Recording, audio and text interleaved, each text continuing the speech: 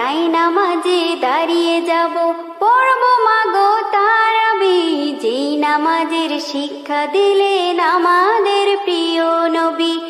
একটি বছর পরে এলো পবিত্র রমজান, আকাশ বাতাস চাঁদ সিতারায় বইছে খুশির বান।